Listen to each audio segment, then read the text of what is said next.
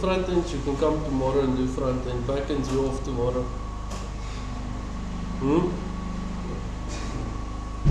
Look at the face of the front end. Yeah. You don't have a girlfriend in any case, so what's your It's the girls you're after, you're not having a girlfriend, you're just having a turn. It's just your turn, it's not your girlfriend. Huh?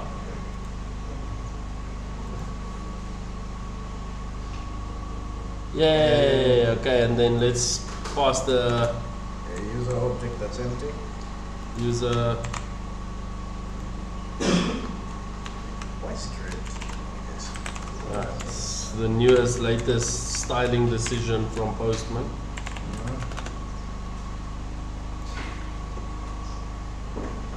Yay! Oh, it does say user.username, user.path. Ah, okay, perfect. Okay, so just remember to also say it's not supposed to be null. That's kind of crucial. Yeah. Okay. Okay, so everybody understands the validation. Can we please add that to all our projects? By the way, it also checks for wrong data types. Eh? So let's say that this is an int and you pass a string, it will also complain. So just to prove it, do you want me to prove it? Because NetBeans is hella slow, but fine, I will.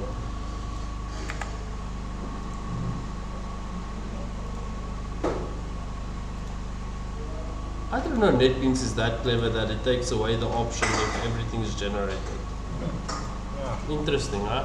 Did not know. They just used that last bit of CPU we had left to add that function, to also be scanning that. Jeez. Like, okay people, I'm open to suggestions for IDE changes, okay? Officially, because my gosh. On one port. No, but all you do is, can you not run Tomcat in IntelliJ? You can. So then you just like chuck your projects into a folder, isn't it? And it should auto deploy. Am I not right in saying that? That's a Tomcat functionality. What I'm asking, can IntelliJ, does it not rebuild the WAR file somewhere when you're testing? Yeah, so it's piss. Can you say where the target is? Huh? Oh yeah, cannot deserialize value of type integer from string test. It's not See? a valid integer value. Okay. So it even checks that. Understood? Happy?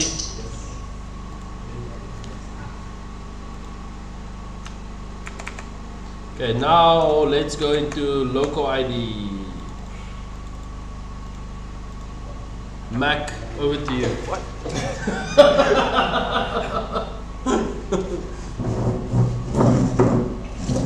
Okay, so what local ID is, right? Is it uses a concept called idempotency. Which we're not sure that we're pronouncing that correctly. No promises. All I know is this idempotency concept is a concept that basically you give your request, your API request, an ID, and based on said ID, you can determine like whether this request is already currently processing or it is completed, and you can just return what was the result. Otherwise, it will start the process again. So just to explain to you why it's needed, right? When you're running controllers and post methods and get methods by default, the way this one is now, and you don't have add async on it, right? When the network disconnects, it stops the fucking process actually, right? Now, you could be halfway through processing a sale, then the network disconnects, and it stops the processing of the sale. Okay, do we all understand why that's a big fuck up, right? That would be less than So, ideal.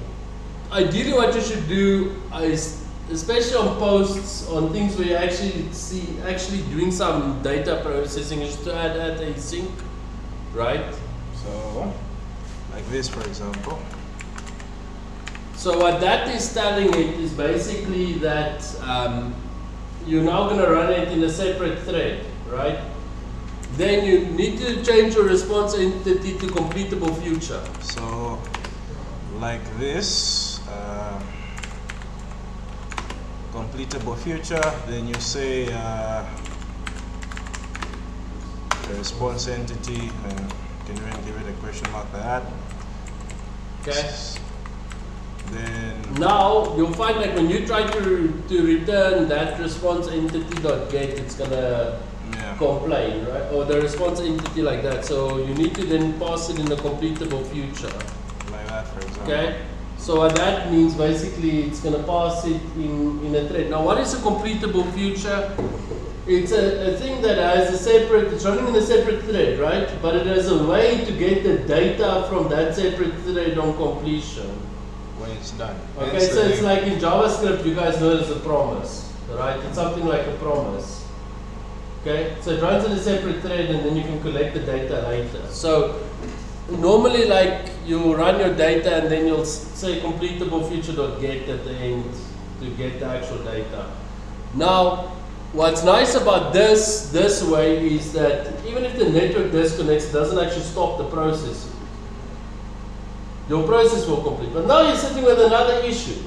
You're having a network issue at the front end and you fucking threading this side. So this side it continues processing. So then, I don't know if you guys are here with the issue of the cache button being hit 10 times by a cashier, then it processes the same cell 10 times. Because she's pressing cache, then it disconnects. Then she's hitting it again, then it's disconnecting. Meanwhile, on the server side, it's processing. So 4 cells. So 4 or 5 cells.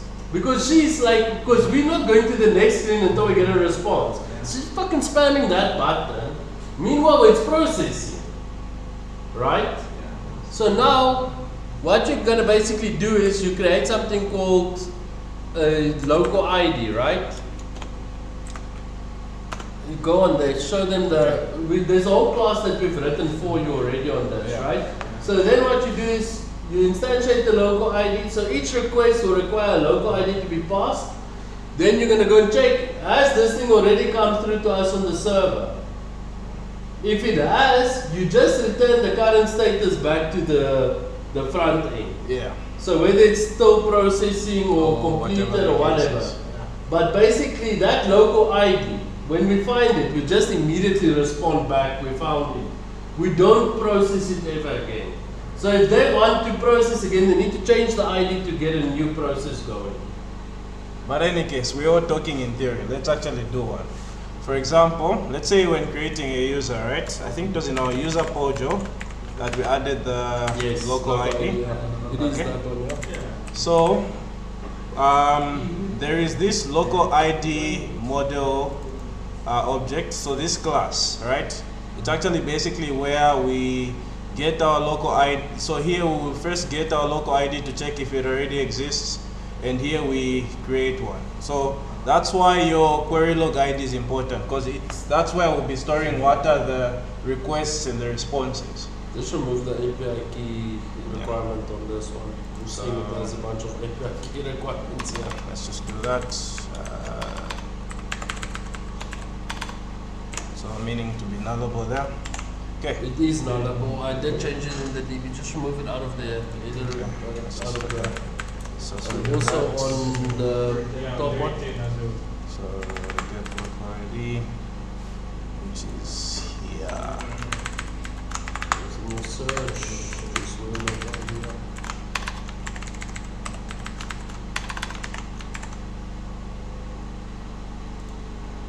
Okay.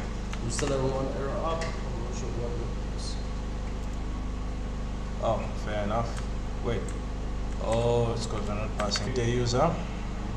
So first we want to verify that our local ID exists. So it would be local ID.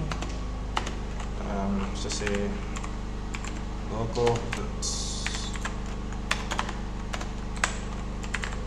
Okay. Then if it's just that I was complaining about. Then If our local ID doesn't exist, meaning we can start now doing the process. So first we have to create the record. So local ID, no, I think you have to instantiate it. New local ID dot create. So give it your local ID, which is our user dot get local ID. So send route is what's the URL you're hitting. Okay, so meaning like user / create, and our payload will be our user.json. Yeah, so use let's get JSON to JSON, and then just pass our user object in there. So I'll just make this a class-wide variable.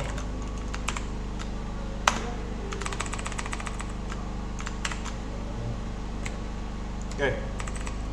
So once we have that, so basically we're creating a local ID, and then we can then create a, for example, a new user object.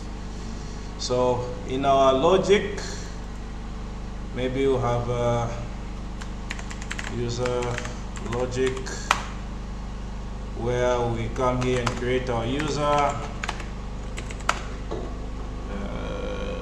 Just say void create user, where we expect a user pojo.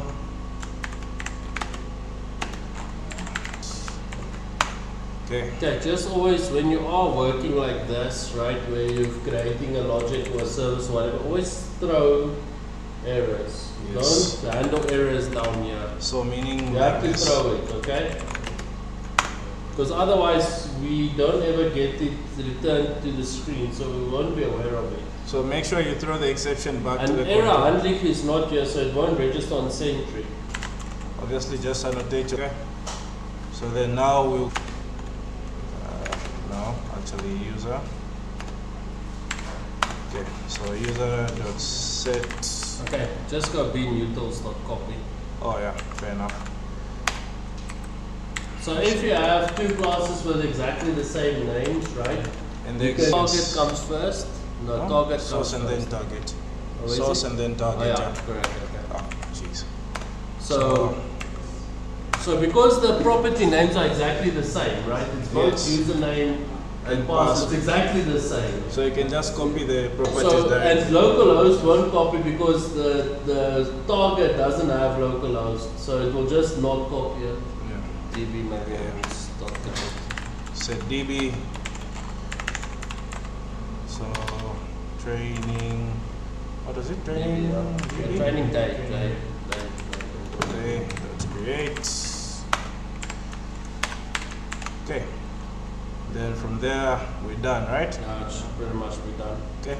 Okay, but generally, just from my perspective, right, do not return void. Okay, like return at least a boolean or something. That it was successful, yeah. Or in say this case, I would even return the the entire object so that I can chuck it back. Like it's nice when you create something and you return the entire created object back to the front end because they don't have the ID to begin with. Okay. Okay. So then from here, required args constructor. One day, okay. So then we import our services that we need. So like private final error handling.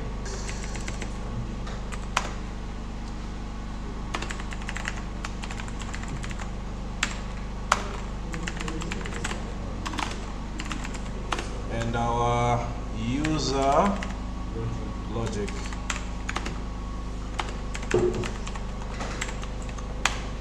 Okay. Technically, local ID could also be another service. Yeah. But okay. So then from there we can say logic dot create user, pass our pojo there. So see, it's even complaining that since this thing throws an exception, so we need to make sure we surround our entire controller in a try catch. Okay. except this local ID section must be outside, because even your error handler, right? You need to pass it the local ID so that you can mark it as processed. So meaning, like when I say error handler dot get error, you see, It expects a local ID. it also expects the local ID object, not just the ID, the object. So then once we have created our user, we must update local and update. So here you give it your response body, right? So what you're planning on returning now, back Yes. to the end user. So what you're returning, ZRI code is basically if you have internal codes that you use. So like in our case, we generally use HTTP code. So we'll just say like 200. 200, same thing But with the status code. let's say for whatever purpose, we don't really use it that way, but for whatever purpose we want to create our own coding structure, like that code 28 means this, code 29 means, you've seen that in APIs, right? So you would pass that in that second part. So then here, But so then maybe here, I can just quickly, I will. So then I can just say, so JSON.json. by the way, this var has really made life easy. Yeah. You have to know var wasn't always there. You have to like specify every single type. Okay. And then just return your error. So then, after you run So- local.update, so it sets that to process, then you can just return local.getResponse. Do you guys follow that part? So you have to say local. Then also return. So that error handling also returns your response entity. So yeah, just like this is done. So now if we build our project, Gift and Robert, you following, eh? Have you worked with local? Just arguing about vacuum. Hmm? Arguing about vacuum. the var keyword. Oh. Why? He's saying it's better. I'm saying it's not. No, it is better. No, it's better by It's far. much better. Like how annoying is it to say string? Result is equal to map.ov.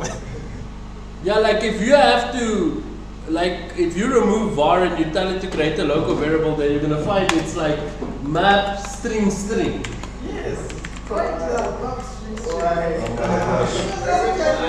You've already written it on this side. Why do I Yeah, why have would to you want do to that? read it?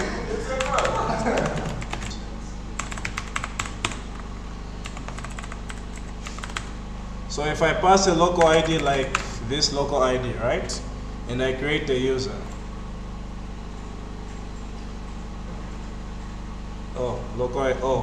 Local ID must not be now, fair enough.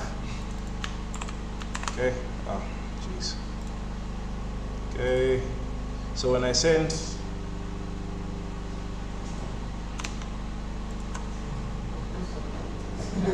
SQL Server is offline.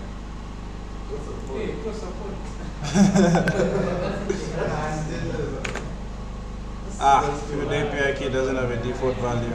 No, I made it not now. I think that is the problem. Or you connect it to your own DB. No. You didn't allow now. Or unallowed it. Oh, the primary key cannot be implementation goes. Okay. So let's just try again.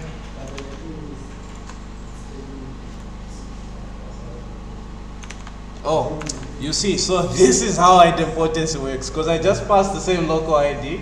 It gave me the response. So if You let's just understand that, right? like it didn't go and start processing again. It just returned the response. Oh, HTTP code as well.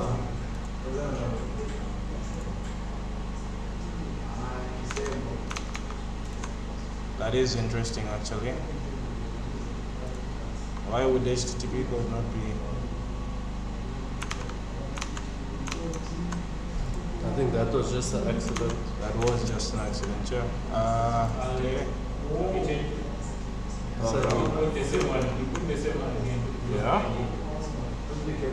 so see if there's any, Ah. Now it's saying it's complaining that this That is the not username- another one. General UID as well, please. okay.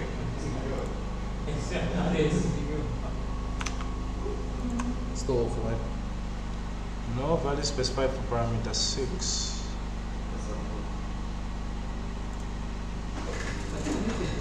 Ah, One. okay.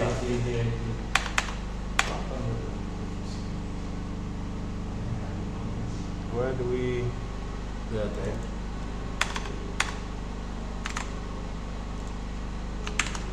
Just confirm that we have all of these. This down, not set, not that.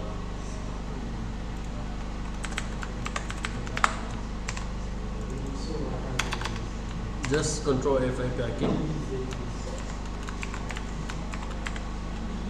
Okay. That's That's going to out. Okay.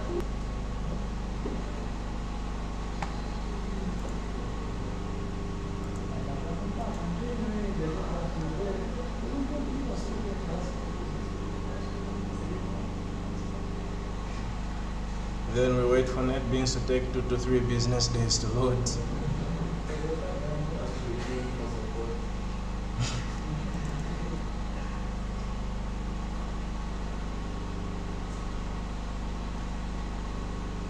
Okay.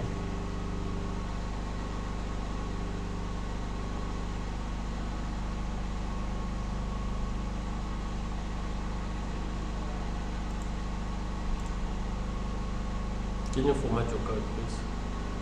It is. No, it's not. What?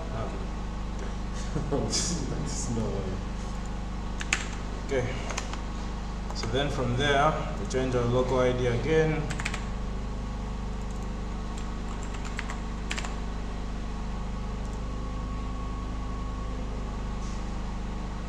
Yay. And there we have our response. So you see it wraps it in that entire object. So then Yeah. if I pass it again, it won't even do any processing. It will just return to me what was the response. Yeah, what is the question? So on the local ID, it doesn't really matter what you put there, as long as it's just different. Yes. Yes. But So generally it's a UUID, but from your side you don't really care about that. They must worry about sending you a unique ID. so yeah, that's normally how your idempotency would work. Understood? You can also change the names by Hmm? Yeah, even if you change the name, if your local ID is the same, it will still return to you the response. Even remove all of it. Yeah. Or like No, no. If Oh, you remove because all they of have it, validation. you can't just remove the Validation, object. But no, it doesn't even look at this other two fields because it's finding the local ID and returning immediately. It's not going to the rest. Yeah. Because if you even So see, like, go and show them that self 22 what is not there. yeah, you won't find it anywhere near. You will find self, but you But won't not the find other ones. the other one. It's not even reaching there. Yeah. Ah, maybe you must add something in idempotency like this is all data. Well, it shows you the date, right?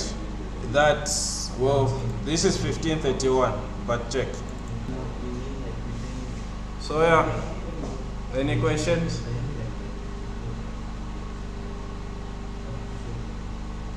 No? Is there anything else that you wanted to show them?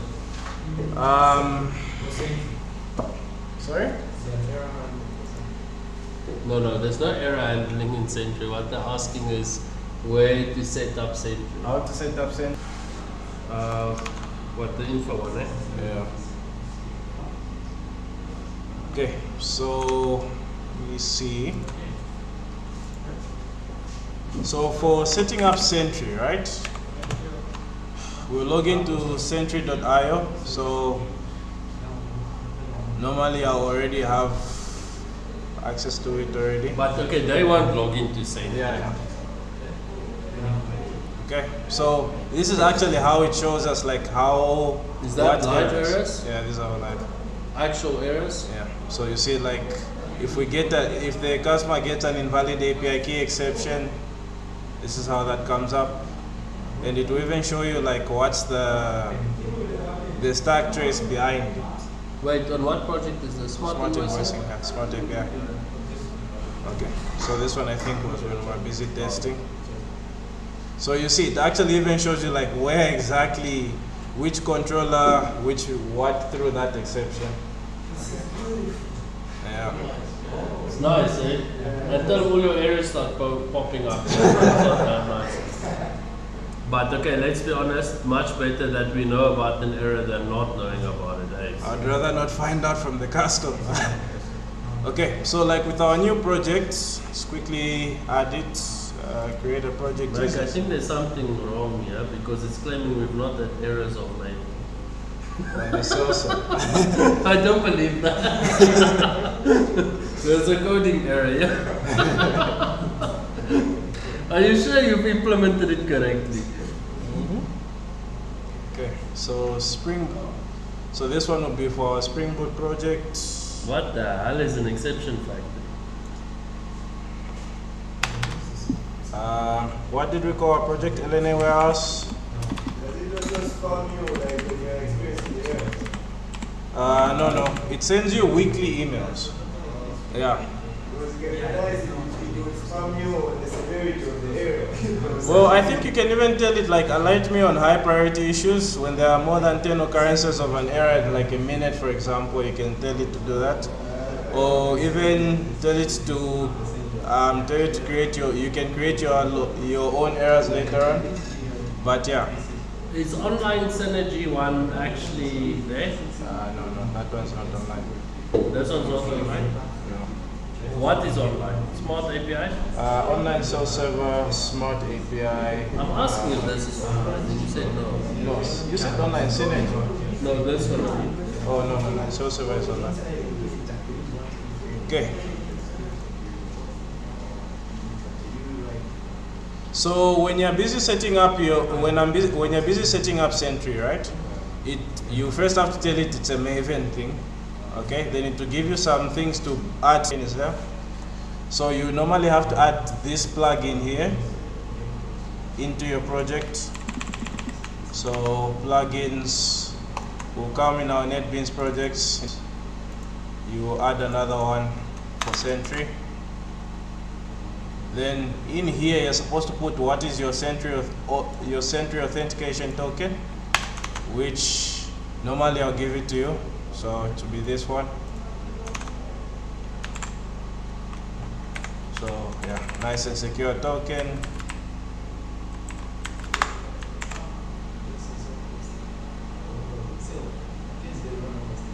And yeah, in case you're self-hosting, you can even provide the URL, which, okay, normally we are not. I must now. So when setting up your Sentry, right, it gives you an authentication token here. Now, where do you put that? You put that in this plugin, right, that you put in your build file, and then you just plug in your auth token in here. Okay. Yeah. And then it's already been put into the error handling, right? Yeah, so yeah, get Sentry.capture exception. Why not just capture it on the e.printStackTrace? Well, why I wouldn't do that is like with our custom exceptions, the 400s and things, you may not necessarily want to show that, but like if an API key is blocked, we want to log it, or if it's one of these, we would want to say. No, but what about other ones, like those ones? Like these, yeah, we would you want to. okay. Yeah. So you can specify like which section, obviously, you want to. So, but now you capture the understand, exception. like this only works if you're making sure that you're not handling any exceptions outside of error handling. Yeah, you need to use it in error handling. Please, it's kind of Yeah. crucial that we throw to error handling now. So then from there, geez, it's like your DB is disconnecting or something. No, it's not that. Yeah. So then in your application properties, you can also add this, but like in our default setup, we already did. So we should already have it there. But if you didn't add it in your application properties, which we don't have, okay, let's just quickly. I don't think it's. That's why? Where's our application properties gone? Huh? That's interesting. Let's also make sure that we have it's spring. No, I'm just copy it from another project. Like it's not pointing. Yeah. So What other about sources, yeah. So just also remember that you have virtual threads enabled, and also these two.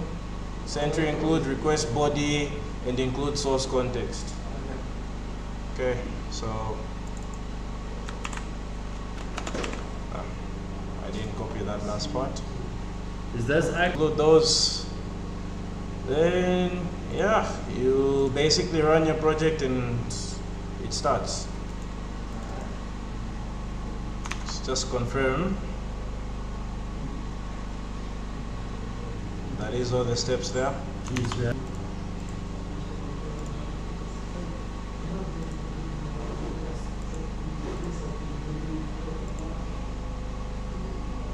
So one thing you need to see when you've added Sentry to your project, right? You see now when you build it, it actually starts to show that, okay, it's starting to send the output to Sentry. So we'll see it now when it starts building the thing. Yeah, here. You see, it starts to show like, so if you don't see this output, your Sentry is not running. About the debug, don't make me ask you to repeat it for the class.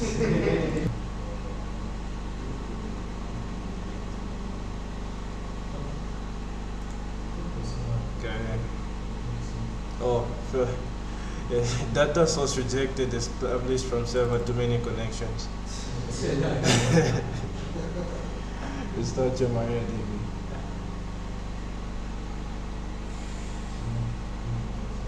Cover? 15 sounds about right.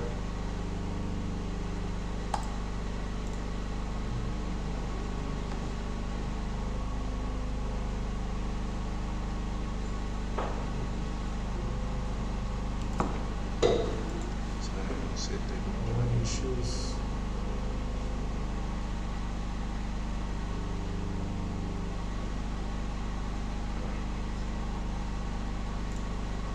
Next. Yeah. So now even when you set up Sentry, it will just tell you this, just so that it can see that you actually set up correctly.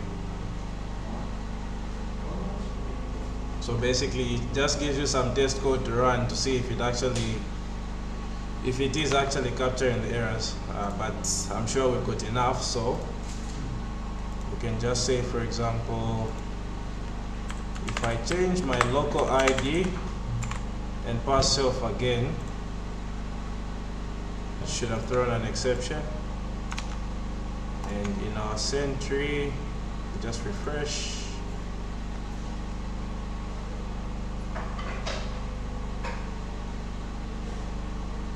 Yeah, see. Actually could not connect to the DB because data sources now. I didn't restart the project, remember? So yeah, this is how it's. So at user.setTrainingDay.create, that's where it felt it had the error.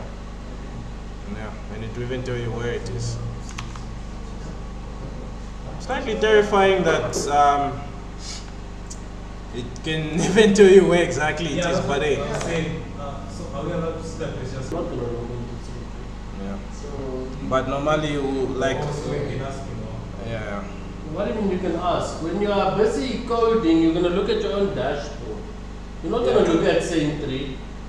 Because you're gonna have the output in front of you. This is for us to monitor when you've deployed it. Yeah, this is like once it's deployed. online, then it doesn't care. How do you know? You won't. We'll tell you that your Yeah. app is fucked. Don't try and fool us or yourself for that matter. There's no way. And you see, it actually even tells us like what's the exact endpoint. Yeah. even which environment, what was your runtime, which PC, which server was running. Only thing I haven't seen is where it shows us the request body. It doesn't. Oh, JSON. Oh, it does? Oh no, this is the JSON of the Sentry. So you can even pass this, I think, to GPT or something, and it can even interpret it for you. I don't see the request body here. Yeah. Because I don't think at error handling you have. Yeah, it has to then be getting it from the server. Yes. So then it should be able to get the body. So yeah, that's pretty much how you set up Sentry in the backend. It's like a all of 15 seconds. Like it, you can subscribe to errors, yeah. Yeah. So you can specify like what errors. Are you telling me that we've had no errors in Smart Invoice? The only thing that can be is the fact that it was me who coded.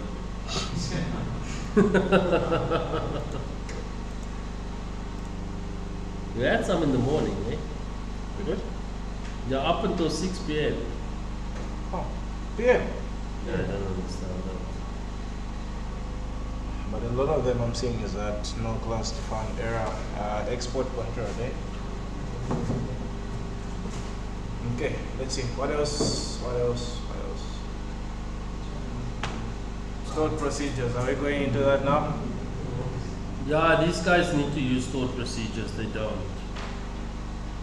What is this export control? What is that It's all about? the DB connection views. I don't understand what that means.